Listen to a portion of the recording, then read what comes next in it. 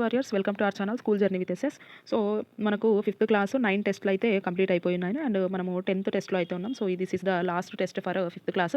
ఈ టెస్ట్ కనుక మనం కంప్లీట్ చేసుకున్నట్లయితే టోటల్ ఫిఫ్త్ క్లాస్ అనేది మనకి కంప్లీట్ అయిపోతుంది. టెస్ట్లోకి వెళ్ళే ముందు కొత్తగా మన ఛానల్ చూస్తున్న వారైతే మన ఛానల్ అయితే సబ్స్క్రైబ్ చేసుకోండి ఫర్ మోర్ టెస్ట్. అండ్ మీరు కొత్తగా చూస్తున్న వాళ్ళు ఆల్రెడీ నేను 9 టెస్ట్లు అయితే కంప్లీట్ చేస్తున్నాను. సో మన ఫ్రీ రివిజన్ టెస్ట్ సిరీస్లో భాగంగా ఆ 9 టెస్ట్లు మీరు కంప్లీట్ చేసి అండ్ 10th టెస్ట్ అనేది రాయండి. సో దట్ మీకు ఫిఫ్త్ క్లాస్ అనేది మొత్తం కంప్లీట్ అయిపోతుంది. వీడియోని చివరి వరకు చూడండి, అన్ని క్వశ్చన్స్ని అటెంప్ట్ చేయండి.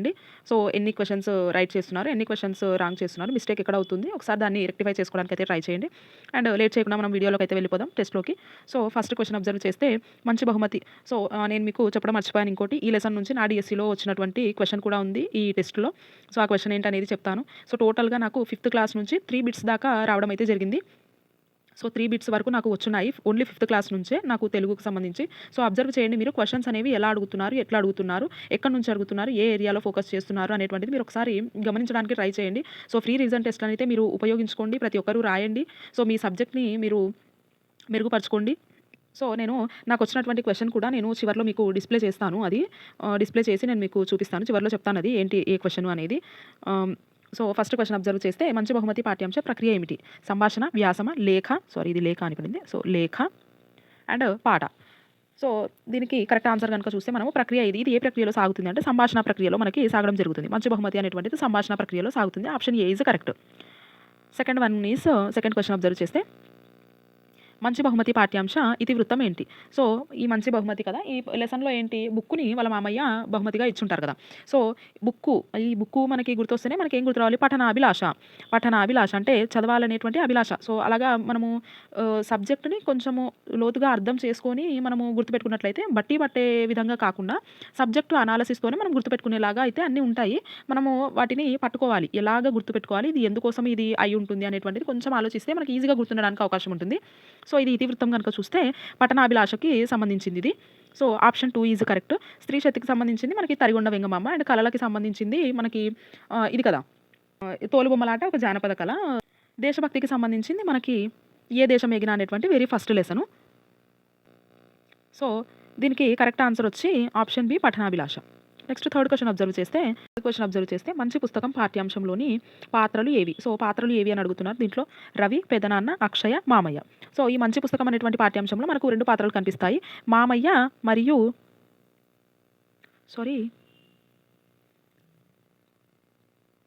ఇక్కడ కొంచెము మిస్టేక్ వచ్చింది. సో ఇది రవి కాదు, మనకి వియాన్ అని ఉండాలి ఇక్కడ. So sorry for the mistake. So ఈ వియాను మరియు మామయ్య అనేటువంటి 2 పాత్రలు ఉంటాయి. ఆప్షన్ 3 ఈజ్ కరెక్ట్ అవుతుంది, ఏడి. సో ఈ రవి అనేటువంటిది మనకు సాయం లెసన్లో వస్తుంది. అండ్ ఈ పెదనాన్న, అక్షయ అనేటువంటి పాత్రలు మనకు ఎక్కడొస్తాయి అని అంటే ఇటిగ్ను పండుగ. సో ఇటిగ్ను పండుగ అనేటువంటి లెసన్లో మనకి ఇవి రావడం జరుగుతుంది, ఇటిగ్ను పండుగ. So sorry for the mistake, ఇక్కడ ఇది కొంచెం మిస్టేక్ వచ్చింది. ఇక్కడ వియాను మరియు మామయ్య అనేటువంటి 2 పాత్రలు ఉంటాయి మంచి పుస్తకం అనేటువంటి లెసన్లో. సో ఆప్షన్ 3 ఈజ్ కరెక్ట్, ఏడి. ఫోర్త్ క్వశ్చన్ అబ్జర్వ్ చేస్తే గాంధీజీని అహింస వైపు నడిపించిన పుస్తకం ఏది? సో రాజ్యం విప్లవమా, the kingdom of God is within యూనా, సో ఫ్రీడమా, వింగ్స్ ఆఫ్ ఫైరా. దీనికి కరెక్ట్ ఆన్సర్ వచ్చి second one. So the kingdom of God is within you అనేటువంటి పుస్తకము గాంధీజీని అహింస వైపు నడిపింది అని ఆయనే చెప్పుంటారు. Option B is correct. Next fourth question observe చేస్తే భగత్ సింగ్ తనను ఉరి తీసే ముందు ఏ పుస్తకం చదవడానికి అనుమతి ఇవ్వమని కోరాడు? ఫ్రీడమా, the kingdom of God is within యూనా, రాజ్యం విప్లవమా, వింగ్స్ ఆఫ్ ఫైరా. సో మనం ఒక్కసారి గమనిస్తే ఈ వింగ్స్ ఆఫ్ ఫైర్ అనేటువంటిది అబ్దుల్ కలాం గారిది, ఈ the kingdom of God is within you అనేటువంటిది గాంధీజీది. సో ఈ రాజ్యం విప్లవం అనేటువంటి బుక్కు లెనిన్ రాసుంటారు. ఇది సో మనకి హిస్టరీలో వస్తుంది లెనిన్ గురించి. ఈ లెనిన్ రాసినటువంటి రాజ్యం విప్లవం అనే బుక్ని ఒకసారి చదవడానికి అనుమతి ఇవ్వమని భగత్ సింగ్ గారు అయితే అడుగుంటారు. So option 3 is correct. Next మనం fourth question fifth question observe చేస్తే క్రింది వాటిలో సరికానివి ఏవి? సో సరికానివి బిఆర్ అంబేద్కర్ గ్రంథాలయంలో 52,000 పుస్తకాలు ఉండేవి. అంబేద్కర్ గారు 23 పుస్తకాలు రాశారు, 32 డిగ్రీలు పొందారు. సరోవర రాణి అనే పుస్తకాన్ని రాసింది సరోజినీ నాయుడు. పుస్తకాలు శాశ్వత స్నేహితులు అన్నది భగత్ సింగ్. సో సరికానివి ఏవి అని అడుగుతున్నారు. సో యాక్చువల్లీ ఇక్కడ ఆప్షన్స్ నేను రాయలేదు కింద, సారీ. బిఆర్ అంబేద్కర్ గ్రంథాలయంలో 52,000 పుస్తకాలు ఉండేవి, ఇది కరెక్ట్. అంబేద్కర్ గారు 23 పుస్తకాలు రాశారు, 32 డిగ్రీలు పొందారు, ఇది రాంగ్. ఎందుకనంటే నేను ఇది జంబుల్ చేసి ఇవ్వడం జరిగింది. సో అబ్జర్వ్ చేయాలి, అబ్జర్వేషన్ అనేది మోర్ ఇంపార్టెంట్. ఇది ఎలాగా అనంటే ఆయన 23 డిగ్రీలు పొందారు, 32 పుస్తకాలు రాశారు. సో ఇది అటు అటు మార్చి ఇవ్వడం జరిగింది. సో ఇది రాంగ్. సరోవర్ రాణి అనే పుస్తకాన్ని రాసింది సరోజినీ నాయుడు, ఇది కరెక్ట్. పుస్తకాలు శాశ్వత స్నేహితులు అన్నది భగత్ సింగ్ కాదు, మనకి మన అబ్దుల్ కలాం గారు చెప్పున్నారు పుస్తకాలు శాశ్వత స్నేహితులు అన్నది. సో ఇది కూడా మనకి రాంగ్ అవుతుంది. సరికానివి అంటే ఈ సెకండ్ స్టేట్మెంట్ మరియు లాస్ట్ స్టేట్మెంట్ అనేవి మనకి రాంగ్ స్టేట్మెంట్స్గా కన్సిడర్ అవుతాయి. సో ఆప్షన్స్ ఇక్కడ రాయలేదు, సారీ. నెక్స్ట్ క్వశ్చన్ అబ్జర్వ్ చేస్తే, పుస్తకాలు లేని గది ఆత్మ లేని శరీరం వంటిది అన్నది ఎవరు? ఇది మనకు మెథడాలజీలో వస్తుంది. దీనికి ఆన్సరు ఇది ఈ స్టేట్మెంట్ అనేది మనకు టెక్స్ట్ బుక్లో ఉంటుంది. దీని ఆన్సర్ అనేది మనము మెథడాలజీ బుక్ చదువుతున్నప్పుడు నాకు దొరుకుంటే నేను అక్కడ రాసుకున్నాను అప్పుడు. సో సిసిరో పుస్తకాలు లేని గది ఆత్మ లేని శరీరం వంటిది సిసిరో గారు చెప్పున్నారు. ఇది option C is correct.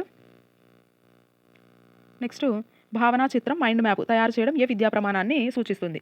So ఈ భావనా చిత్రం మైండ్ మ్యాప్ అనేటువంటిది దేని కిందికి వస్తుంది మనకి అంటే పదజాలం కిందికి వస్తుంది.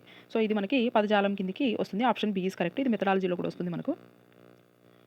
నెక్స్ట్, క్రింది వాటిలో సూక్తి కానిది ఏది? సో సూక్తి కానిది, పుస్తకం నోరు విప్పని మహావక్త ఇది సూక్తి. మంచి పుస్తకం తెరిచి ఉంచిన దేవాలయం వంటిది సూక్తి.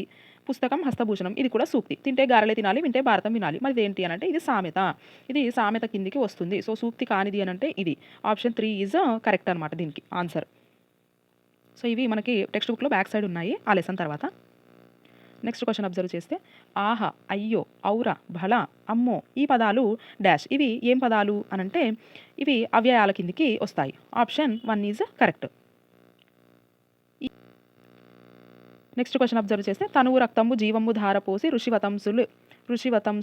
తంసులు వేలేండ్రు తపము అని ఒక సెంటెన్స్ ఉంటుంది. గ్రంథాలయం మీద పద్యం రాసుంటారు. ఇది ఈ గ్రంథాలయం మీద పద్యం రాసింది ఎవరు అంటే మనకి నాలం కృష్ణారావు గారు మనకి గ్రంథాలయం మీద పద్యం రాస్తున్నారు. Option A is correct. Next, చిట్ట చివరిలో మనకి చిలకమర్తి లక్ష్మీ నరసింహం గారి గురించి అయితే ఉంటుంది. సో సరికానిది ఏది అని అడుగుతున్నారు. ఆయన నాటకాలు గయోపాఖ్యానం, కీచకవధ, నవలలు రామచంద్ర విజయము, గణపతి, శతకాలు బల్లట, కృపాంబోనిది ఏది కాదు అంటున్నారు. సరికానిది వచ్చి మనకి ఏది కాదు. సో ఇవన్నీ కరెక్టే అనమాట.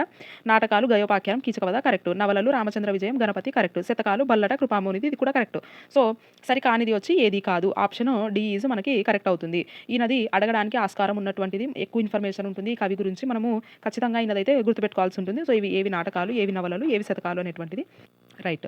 ఇదండి మనకు last test 10th test. So దీంతో అయితే మనము 5th క్లాస్ని సక్సెస్ఫుల్గా అయితే కంప్లీట్ చేసుకున్నాం. నెక్స్ట్ ఇంకో క్లాస్ టెస్ట్లు అయితే మనము స్టార్ట్ చేస్తాము. సో అందరూ అన్ని ఈ 10 టెస్ట్ని రాయడానికి ట్రై చేయండి, అందరూ రాయండి. అండ్ 5th క్లాస్లో మీరు ఎక్కడైతే మిస్టేక్స్ చేస్తున్నారు, సో ఎక్కడ మీరు సబ్జెక్ట్ని రీక్యాప్ చేసుకోలేకపోతున్నారు అనేటువంటి ఏరియాని మీరు ఒకసారి గుర్తించండి. దాన్ని మీరు ఆ ఏరియాని మీరు మళ్ళీ ఒకసారి చదివి దాన్ని మైండ్లో ఫిక్స్ చేసుకోవడానికి ఆ ఇన్ఫర్మేషన్ అయితే ట్రై చేయండి. And thanks for watching. వీడియోని అయితే లైక్ చేయండి, మీ ఫ్రెండ్స్కి షేర్ చేయండి. కొత్తగా ఛానల్ చూస్తున్నారు సబ్స్క్రైబ్ చేసుకోండి. అండ్ నెక్స్ట్ వీడియోలో మళ్ళీ కలుద్దాం. నా డిఎస్సిలో వచ్చిన క్వశ్చన్ ఎక్స్ప్లెయిన్ చేస్తాను చెప్పాను కదా, నేను అది డిసిప్లిన్ కూడా చేస్తాను. సో ఈ క్వశ్చన్ అనేది ఇది డైరెక్ట్గా నాకు రావడం అయితే జరిగింది. గాంధీజీని అహింస వైపు ఏ పుస్తకం నడిపించింది అని ఆయన చెప్పారు అని క్వశ్చన్ అడిగారు నన్ను. So the kingdom of God is within you ఇదే క్వశ్చన్ నాకు నా డిఎస్సిలో రావడం జరిగింది. సేమ్ క్వశ్చన్ నాకు డిఎస్సిలో వచ్చింది. అండ్ ఇంకోటి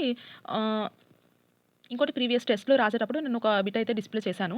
ఒకసారి మీరు ఆ వీడియోలో చెక్ చేయండి. నేను ఆ పైన థంబ్నెయిల్లోనే పెట్టున్నాను ఆ క్వశ్చన్ ఏంటి అనేది. సో మొత్తంగా 3rd క్లాస్ నుంచే 3 బిట్స్ వరకు అయితే రావడం జరిగింది. సో దీన్ని మీరు ఎంత సీరియస్గా తీసుకోవాలంటే లోయర్ క్లాసెస్ పైన మనకు ఎంత పట్టు ఉండాలి అనేటువంటిది దీన్ని చూసే మీరు అర్థం చేసుకోవాలి ఖచ్చితంగా. లోయర్ సెక్షన్స్ని మనం అస్సలు నెగ్లెక్ట్ చేయడానికి లేదు. ఈ కవి పరిచయాలు కానీ, పాత్రలు కానీ, ఇతివృత్తాలు కానీ ఎవ్రీథింగ్ మనం బుక్ తీసుకున్నామంటే A to Z మొత్తం మనము చదివేసేలాగా ఉండాలి. అన్నీ మనం గుర్తుపెట్టుకునేలాగా ఉండాలి. అన్నిటిని సింపుల్గా గుర్తుపెట్టుకునే వేలు మనము క్రియేట్ చేసుకోవాలి. అంతేకాని సిలబస్ హెవీగా ఉంది అనేసి మనము డిస్కరేజ్ అయితే అవ్వకూడదు. సో నేను కూడా అనుకున్నాను స్టార్టింగ్లో ఇన్ని కవి పరిచయాలు అసలు ఎలా గుర్తుపెట్టుకోవాలి అని. చదువుతూ ఉంటే అసలు అవే నోటికి వచ్చేస్తున్నాయి. ఏ లెసన్ గుర్తు రాగానే దాని కవి ఎవరు, దాని రచనలు ఏంటి, సో అన్నీ టకటక అవే మనకి గుర్తు రావడం అనేటువంటి జరుగుతుంది. ఎప్పుడు ఇలా జరుగుతుంది అంటే మనకి రివిజన్స్ అనేవి ఎక్కువ పడాలి, టెస్ట్లు ప్రాక్టీస్లు ఎక్కువ చేయాలి. ఎక్కువ చేస్తున్నప్పుడు మనకి మిస్టేక్స్ అయినప్పుడు మనం వాటి దగ్గర వెళ్ళి చూస్తే నెక్స్ట్ టైం అది మిస్టేక్ చేయడానికి 100% ఛాన్స్ ఉండదు. సో ఇది మీరు అర్థం చేసుకోవడానికి ట్రై చేయండి. సో ఆ వేలో మీ ప్రిపరేషన్ కంటిన్యూ చేయండి. అండ్ నెక్స్ట్ వీడియోలో మళ్ళీ కలుద్దాము. And thanks for watching.